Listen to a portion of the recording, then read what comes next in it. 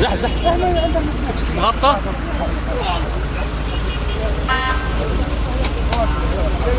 ابو عمر نبيل انا موجود.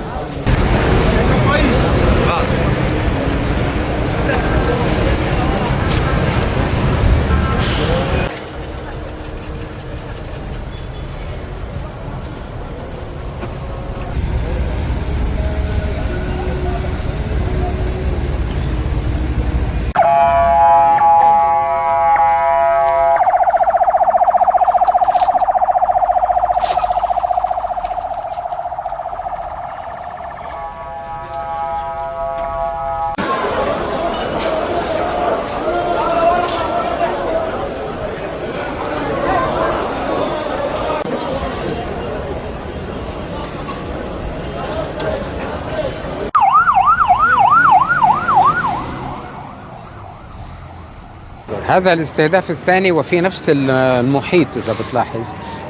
ونحن أولا نحن نتوقع أنه الأمور تسير إلى مزيد من التصعيد، وصيدا استهدفت سابقا وقد تستهدف مستقبلا.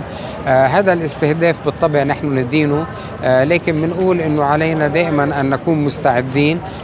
هذا الاستهداف جاء في منطقة في بقلبها مكاتب ومبنى في بقلبه مكاتب وفي بقلبه مؤسسات تربوية. وبالتالي نشكر الله أنه اليوم صار نهار الجمعة صباحا، حيث المكاتب والمؤسسات التربوية مغلقة، وبالتالي كان عدد الشهداء والضحايا محدود. وقبل صلاة الجمعة بشوي لحتى كمان حقيقة ولا كان أصيب عدد كبير من المصلين. لكن اللي بدنا نقول أنه صيدا رغم استهدافها سوف تبقى تستقبل كل ضيوفها اللي بيجوا عليها، وستبقى تحتضنهم وتقوم بما يملي عليها واجبها الوطني.